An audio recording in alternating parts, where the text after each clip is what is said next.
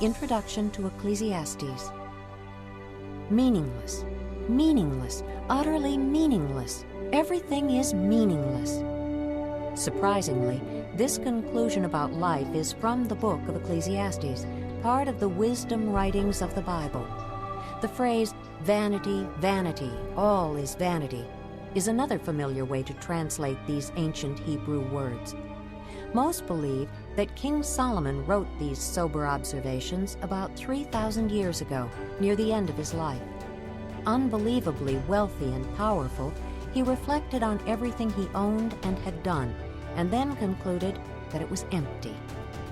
Solomon was known for his wisdom, but he became foolish. Then, scarred by his choices and depressed by the disappointments of life, he finally repents. In these words, Solomon warns that apart from a right relationship with God, life is futile. We are urged to fear God and obey His commandments while enjoying life to the full, for this is a gift from God. Ecclesiastes, chapter 1. The words of the teacher, son of David, king in Jerusalem. Meaningless, meaningless, says the teacher, utterly meaningless. Everything is meaningless. What does man gain from all his labor at which he toils under the sun? Generations come and generations go, but the earth remains forever. The sun rises and the sun sets and hurries back to where it rises. The wind blows to the south and turns to the north. Round and round it goes, ever returning on its course. All streams flow into the sea, yet the sea is never full. To the place the streams come from, there they return again. All things are wearisome, more than one can say. The eye never has enough of seeing, nor the ear its fill of hearing. What has been will be again. What has been done will be done again. There is nothing new under the sun. Is there anything of which one can say, "Look, this is something new"? It was here already, long ago. It was here before our time. There is no remembrance of men of old, and even those who are yet to come will not be remembered by those who follow. I, the teacher, was king over Israel in Jerusalem. I devoted myself to study and to explore by wisdom all that is done under heaven. What a heavy burden God has laid on men. I have seen all the things that are done under the sun. All of them are meaningless, a chasing after the wind. What is twisted cannot be straightened, what is lacking cannot be counted. I thought to myself, look, I have grown and increased in wisdom more than anyone who has ruled over Jerusalem before me. I have experienced much of wisdom and knowledge. Then I applied myself to the understanding of wisdom, and also of madness and folly. But I learned that this too is a chasing after the wind. For with much wisdom comes much sorrow, the more knowledge, the more grief. Chapter 2. I thought in my heart, come now, I will test you with pleasure to find out what is good. But that also proved to be meaningless. Laughter, I said, is foolish, and what does pleasure accomplish? I tried cheering myself with wine and embracing folly, my mind still guiding me with wisdom. I wanted to see what was worthwhile for men to do under heaven during the few days of their lives. I undertook great projects. I built houses for myself and planted vineyards. I made gardens and parks and planted all kinds of fruit trees in them. I made reservoirs to water groves of flourishing trees. I bought male and female slaves and had other slaves who were born in my house. I also owned more herds and flocks than anyone in Jerusalem before me. I amassed silver and gold for myself and the treasure of kings and provinces. I acquired men and women singers, and a harem as well, the delights of the heart of man. I became greater by far than anyone in Jerusalem before me. In all this, my wisdom stayed with me. I denied myself nothing my eyes desired. I refused my heart no pleasure. My heart took delight in all my work, and this was the reward for all my labor. Yet when I surveyed all that my hands had done and what I had toiled to achieve, everything was meaningless, a chasing after the wind. Nothing was gained under the sun. Then I turned my thoughts to consider wisdom and also madness and folly. What more can the king's successor do than what has already been done? I saw that wisdom is better than folly, just as light is better than darkness. The wise man has eyes in his head, while the fool walks in the darkness. But I came to realize that the same fate overtakes them both. Then I thought in my heart, the fate of the fool will overtake me also. What then do I gain by being wise? I said in my heart, this too is meaningless. For the wise man, like the fool, will not be long remembered. In days to come, both will be forgotten. Like the fool, the wise man too must die. So, I hated life, because the work that is done under the sun was grievous to me. All of it is meaningless, a chasing after the wind. I hated all the things I had toiled for under the sun, because I must leave them to the one who comes after me. And who knows whether he will be a wise man or a fool? Yet he will have control over all the work into which I have poured my effort and skill under the sun. This, too, is meaningless. So, my heart began to despair over all my toilsome labor under the sun. For a man may do his work with wisdom, knowledge, and skill. Then he must leave all he owns to someone who has not worked for it. This, too, is meaningless and a great misfortune. What does a man get for all the toil and anxious striving with which he labors under the sun? All his days, his work is pain and grief. Even at night, his mind does not rest. This, too, is meaningless. A man can do nothing better than to eat and drink and find satisfaction in his work. This, too, I see, is from the hand of God, for without him, who can eat or find enjoyment? To the man who pleases him, God gives wisdom, knowledge, and happiness. But to the sinner, he gives the task of gathering and storing up wealth to hand it over to the one who pleases God. This, too, is meaningless, a chasing after the wind. Chapter 3. There is a time for everything, and a season for every activity under heaven. A time to be born and a time to die. A time to plant and a time to uproot. A time to kill and a time to heal. A time to tear down and a time to build. A time to weep and a time to laugh. A time to mourn. A time to dance. A time to scatter stones and a time to gather them. A time to embrace and a time to refrain. A time to search and a time to give up. A time to keep and a time to throw away. A time to tear and a time to mend. A time to be silent and a time to speak. A time to love and a time to hate. A time for war and a time for peace. What does the worker gain from his toil? I have seen the burden God has laid on men. He has made everything beautiful in its time. He has also set eternity in the hearts of men, yet they cannot fathom what God has done from beginning to end. I know that there is nothing better for men than to be happy and do good while they live, that everyone may eat and drink and find satisfaction in all his toil. This is the gift of God. I know that everything God does will endure forever. Nothing can be added to it, and nothing taken from it. God does it so that men will revere him. Whatever is has already been, and what will be has been before, and God will call the past to account. And I saw something else under the sun. In the place of judgment, wickedness was there. In the place of justice, wickedness was there. I thought in my heart, God will bring to judgment both the righteous and the wicked, for there will be a time for every activity, a time for every deed. I also thought, as for men, God tests them so that they may see that they are like the animals. Man's fate is like that of the animals. The same fate awaits them both. As one dies, so dies the other. All have the same breath. Man has no advantage over the animal. Everything is meaningless. All go to the same place. All come from dust, and to dust all return. Who knows if the spirit of man rises upward, and if the spirit of the animal goes down into the earth? So, I saw that there is nothing better for a man than to enjoy his work, because that is his lot. For who can bring him to see what will happen after him? Chapter 4. Again, I looked and saw all the oppression that was taking place under the sun.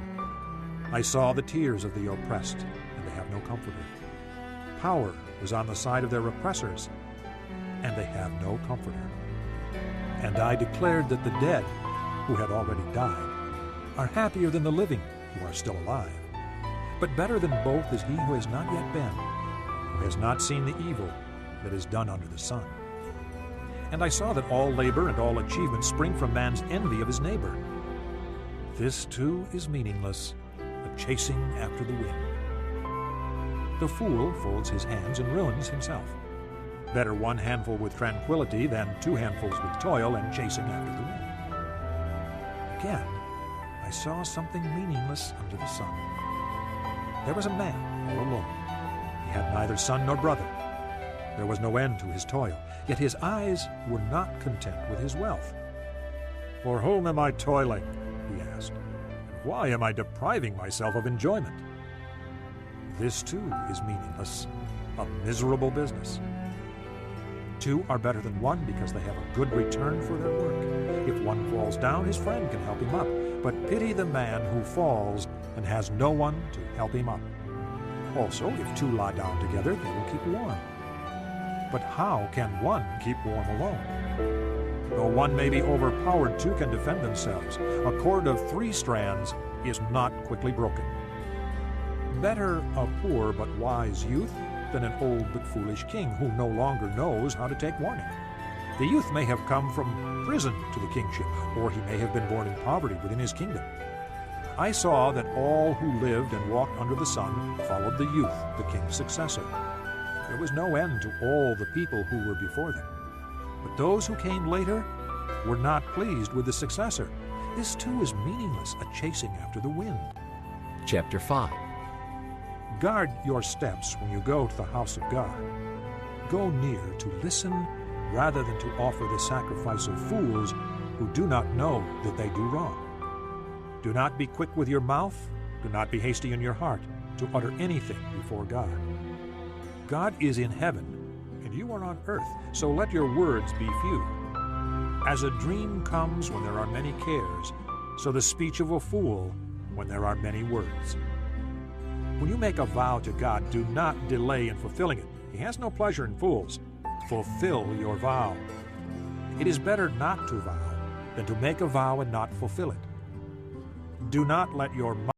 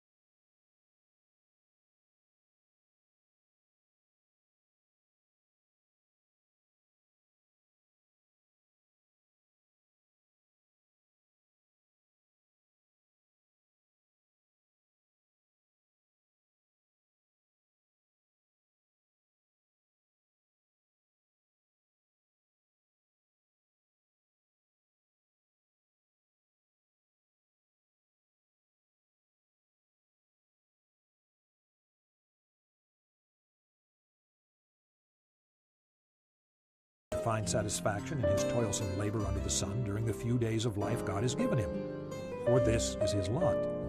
Moreover, when God gives any man wealth and possessions and enables him to enjoy them, to accept his lot and be happy in his work, this is a gift of God. He seldom reflects on the days of his life because God keeps him occupied with gladness of heart. Chapter 6. I have seen another evil under the sun, and it weighs heavily on men. God gives a man wealth, possessions, and honor, so that he lacks nothing his heart desires. But God does not enable him to enjoy them, and a stranger enjoys them instead.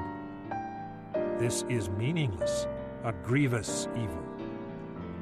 A man may have 100 children and live many years, yet no matter how long he lives, if he cannot enjoy his prosperity and does not receive proper burial, I say that a stillborn child is better off than he. It comes without meaning, it departs in darkness, and in darkness its name is shrouded.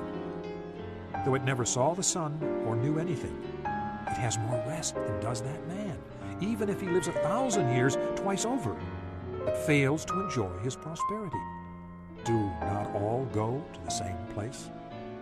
All man's efforts are for his mouth, yet his appetite is never satisfied. What advantage has a wise man over a fool? What does a poor man gain by knowing how to conduct himself before others? Better what the eye sees than the roving of the appetite. This too is meaningless, a chasing after the wind. Whatever exists has already been named, and what man is has been known. No man can contend with one who is stronger than he. The more the words, the less the meaning, and how does that profit anyone?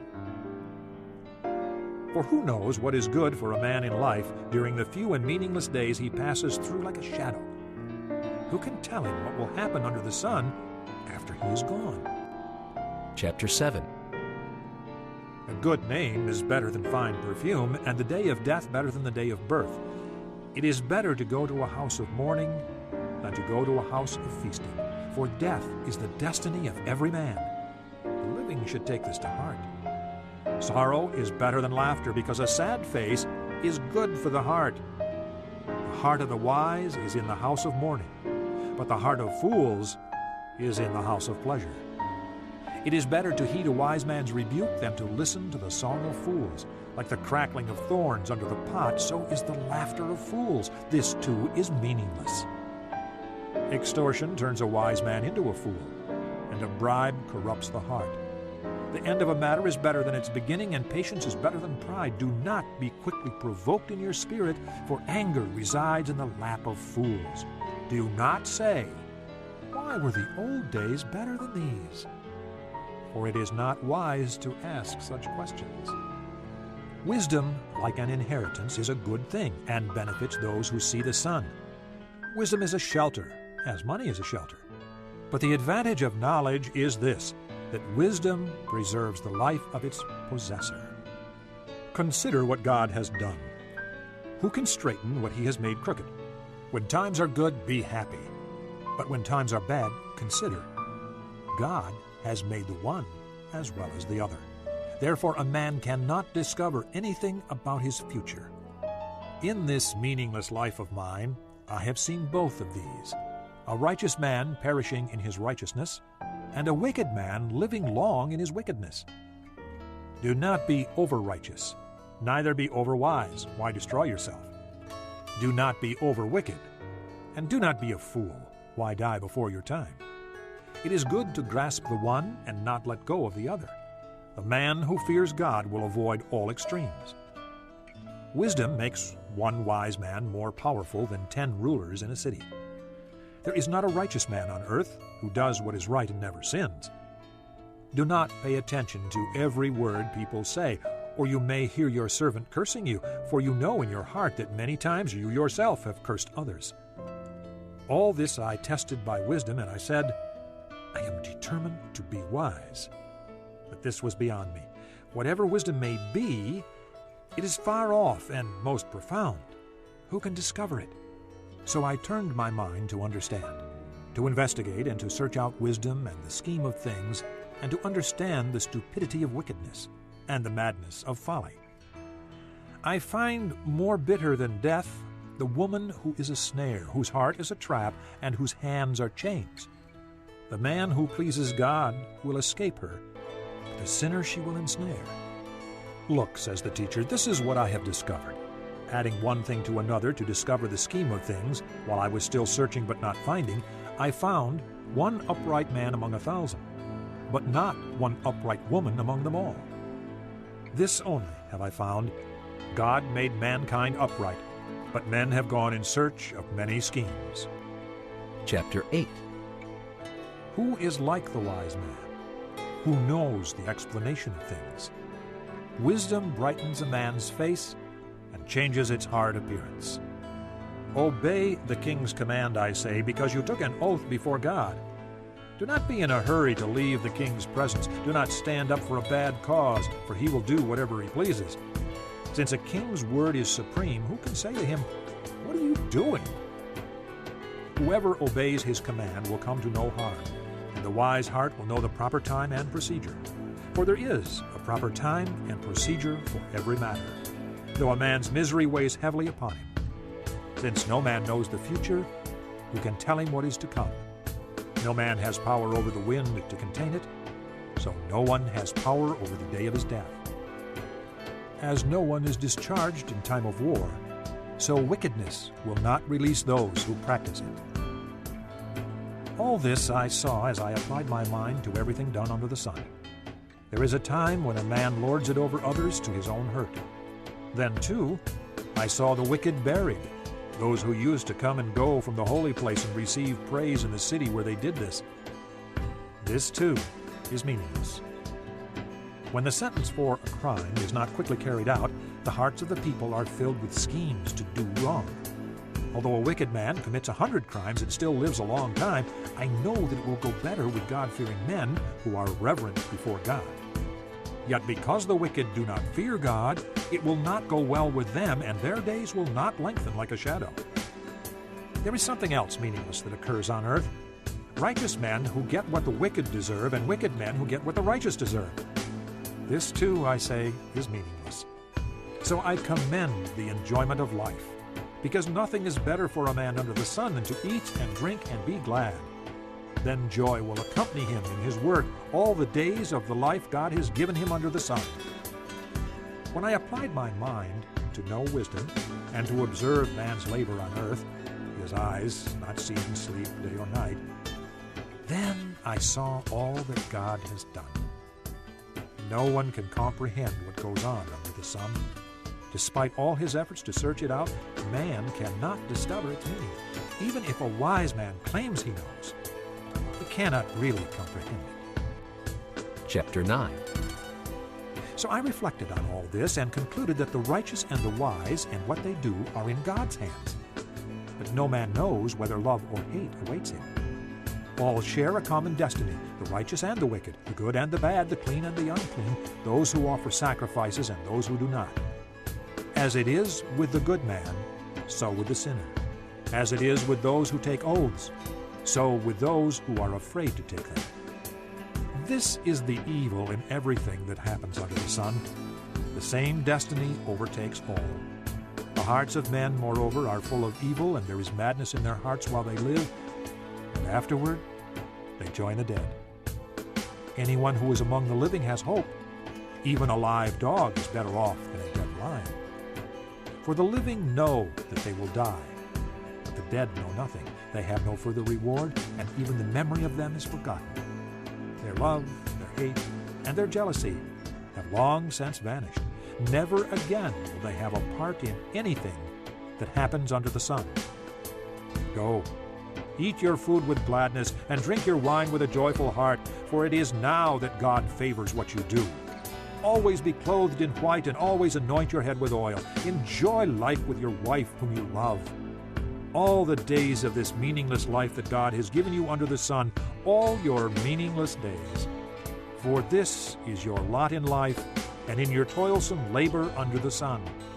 Whatever your hand finds to do it with all your might. For in the grave, where you are going, there is neither working, nor planning, nor knowledge, nor wisdom. I have seen something else under the sun. The race is not to the swift, or the battle to the strong, nor does food come to the wise, or wealth to the brilliant, or favor to the learned, but time and chance happen to them all. Moreover, no man knows when his hour will come. As fish are caught in a cruel net, or birds are taken in a snare, so men are trapped by evil times that fall unexpectedly upon them. I also saw under the sun this example of wisdom that greatly impressed me. There was once a small city with only a few people in it, and a powerful king came against it, surrounded it, and built huge siege works against it. Now there lived in that city a man, poor but wise, and he saved the city by his wisdom. But nobody remembered that poor man. So I said, wisdom is better than strength, but the poor man's wisdom is despised, and his words are no longer heeded. The quiet words of the wise are more to be heeded than the shouts of a ruler of fools. Wisdom is better than weapons of war, but one sinner destroys much good. Chapter 10. As dead flies give perfume a bad smell, so a little folly outweighs wisdom and honor. The heart of the wise inclines to the right, but the heart of the fool to the left. Even as he walks along the road, the fool lacks sense and shows everyone how stupid he is. If a ruler's anger rises against you, do not leave your post. Calmness can lay great errors to rest. There is an evil I have seen under the sun, the sort of error that arises from a ruler. Fools are put in many high positions while the rich occupy the low ones. I have seen slaves on horseback while princes go on foot like slaves. Whoever digs a pit may fall into it. Whoever breaks through a wall may be bitten by a snake. Whoever quarries stones may be injured by them. Whoever splits logs may be endangered by them. If the axe is dull and its edge unsharpened, more strength is needed, but skill will bring success. If a snake bites before it is charmed, there is no profit for the charmer. Words from a wise man's mouth are gracious, but a fool is consumed by his own lips. At the beginning his words are folly, at the end they are wicked madness, and the fool multiplies words. No one knows what is coming. Who can tell him what will happen after him? A fool's work wearies him. He does not know the way to town. Woe to you, O land, whose king was a servant and whose princes feast in the morning. Blessed are you, O land, whose king is of noble birth and whose princes eat at a proper time, for strength and not for drunkenness. If a man is lazy, the rafters sag. If his hands are idle, the house leaks. A feast is made for laughter, and wine makes life merry, but money is the answer for everything.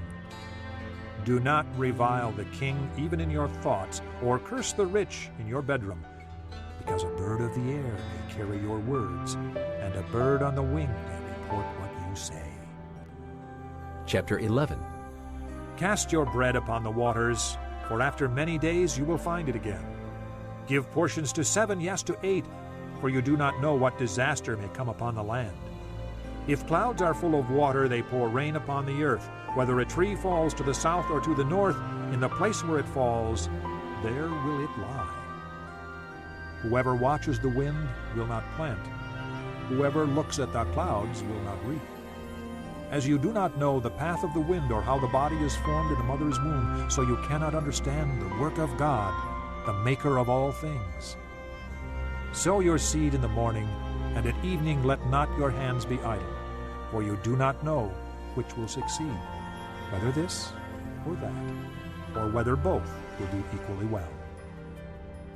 Light is sweet, and it pleases the eyes to see the sun. However many years a man may live, let him enjoy them all. But let him remember the days of darkness, for they will be many. Everything to come is meaningless. Be happy, young man, while you are young, and let your heart give you joy in the days of your youth. Follow the ways of your heart in whatever your eyes see. But know that for all these things, God will bring you to judgment. So then, banish anxiety from your heart and cast off the troubles of your body, for youth and vigor are meaningless. Chapter 12. Remember your Creator in the days of your youth, before the days of trouble come, and the years approach when you will say, I find no pleasure in them. Before the sun and the light and the moon and the stars grow dark, and the clouds return after the rain. When the keepers of the house tremble, and the strong men stoop, when the grinders cease because they are few, and those looking through the windows grow dim. When the doors to the street are closed, and the sound of grinding fades. When men rise up at the sound of birds, but all their songs grow faint. when men are afraid of heights and of dangers in the streets, when the almond tree blossoms and the grasshopper drags himself along, and desire no longer is stirred. Then man goes to his eternal home, and mourners go about the streets. Remember him before the silver cord is severed, or the golden bowl is broken, before the pitcher is shattered at the spring, or the wheel broken at the well, and the dust returns to the ground it came from, and the spirit returns to God who gave it. Meaningless, meaningless, says the teacher. Everything is meaningless. Not only was the teacher wise, but also he imparted knowledge to the people. He pondered and searched out and set in order many proverbs. The teacher searched to find just the right words, and what he wrote was upright and true. The words of the wise are like goads, their collected sayings like firmly embedded nails, given by one shepherd. Be warned, my son, of anything in addition to them. Of making many books there is no end, and much study wearies the body. Now all has been heard. Here is the conclusion of the matter. Fear God and keep his commandments, for this is the whole duty of man. For God will bring every deed into judgment, including every hidden thing, whether it is good or evil.